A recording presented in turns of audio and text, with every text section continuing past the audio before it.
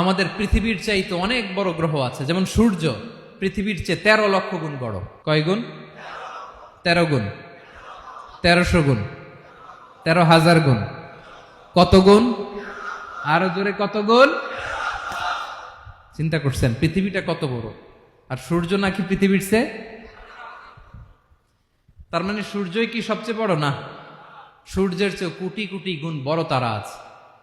এরকম কোটি কোটি তারা নিয়ে আমাদের গ্যালাক্সি মিল্কি ওয়ে। এরকম কোটি কোটি গ্যালাক্সি আছে প্রথম আকাশের মহাশূন্যের মধ্যেই। এরপরে দ্বিতীয় আকাশ। এই দ্বিতীয় আকাশটা প্রথম আকাশের তুলনায় কত বড়? বিশ্বনবী বলেন, তোমার হাতের আংটি যদি মরুভূমির মাঝখানে ফেলে দাও, পুরো মরুভূমির তুলনায় তোমার হাতের আংটি যত ছোট, দ্বিতীয় আসমানের তুলনায় প্রথম আসমানটা ঠিক তত ছোট। তৃতীয় আসমান আবার এরকম, ওইটার তুলনায় দ্বিতীয় আসমানটা একটা আংটির সমান।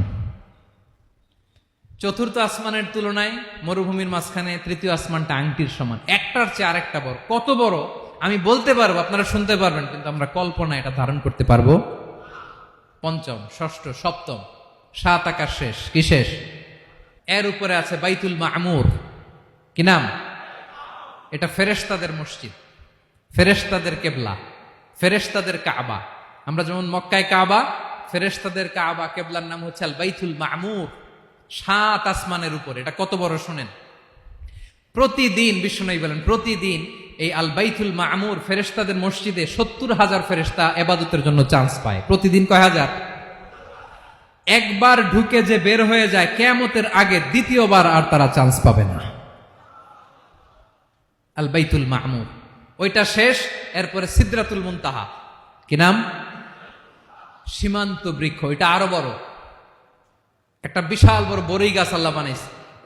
ওয়া ইলাইহি ইয়ানতাহি ইলমুল মালাইকা, ফেরেশতাদের জ্ঞান সীমানা ওইখানেই শেষ। এর উপরে কি হয় ফেরেশতারা আর জানে না। ফেরেশতাদের ক্ষমতা এখানে শেষ।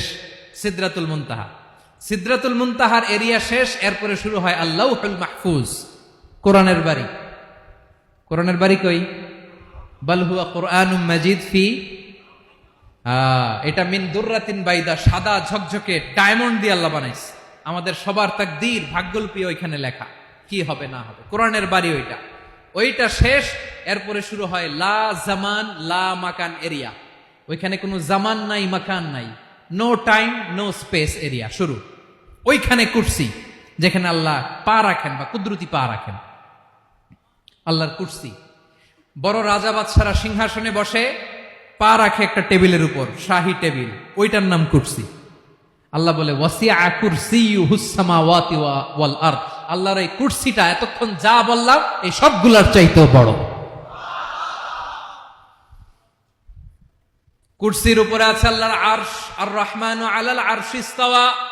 রব্বুল আলামিন ওই আরশের উপরে। আমি যেমনি চেয়ারের উপরে এরকম না। যেভাবে আল্লাহর জালালিয়াত, হিজ হাইনেস, হিজ রয়্যালনেস, আল্লাহর জালালিয়াত, আল্লাহর কুদরতের মাধ্যমে যেভাবে আল্লাহ আরশের উপর থাকা দরকার, আল্লাহর সত্তা, আল্লাহ ঠিক ওইভাবে আছে, আরশের উপরে আছেন। ওয়া ইয়াহমিলু আরশা রাব্বিকা ফাওকাহুম ইয়াওমাইযিন সামানিয়া। কিয়ামতের দিন আল্লাহর এই আরশটা 8 জন ফেরেশতা বহন করবে। আরশ বহনের জন্য আল্লাহর ফেরেশতা লাগে না, কোনো কাজের জন্যই আল্লাহর ফেরেশতা লাগে না। আল্লাহ বলে কুন ফায়াকুন, হয়ে যায়। তারপরে আল্লাহ নিয়োজিত রেখেছেন। সেদিন কিয়ামতের দিন আল্লাহর আরশটা বহন করবে কয়জন ফেরেশতা? এদের সাইজ কত বড়? হ্যাঁ, শুনতে মনে চায়?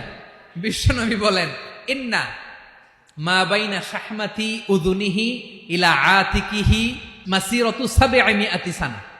বিশ্বনবী বলেন, ওই ফেরেশতার সাইজ আমি দেখে এসেছি। কত বড় শোনো, যারা আল্লাহর আরশ বহন করবে। পুরো সাইজ বলা যাবে না। বিশ্বনবী বলেন, ওই ফেরেশতার কানের লতি থেকে কাঁধ বরাবর। আপনার কানের লতি থেকে কাঁধ কতটুকু হবে? 4 আঙ্গুল 5 আঙ্গুল। বিশ্বনবী বলেন, যে 8 জন ফেরেশতা কিয়ামতের দিন আল্লাহর আরশের পায়া ধরে থাকবে, ওই ফেরেশতাগুলোর কানের লতি থেকে কাঁধ বরাবর আসতে সবচেয়ে দ্রুতগামী যানবাহন, পৃথিবীতে সবচেয়ে দ্রুত চলে আলোর ফোটন। আলোর ফোটন 1 সেকেন্ডে চলে 3 লক্ষ কিলোমিটার।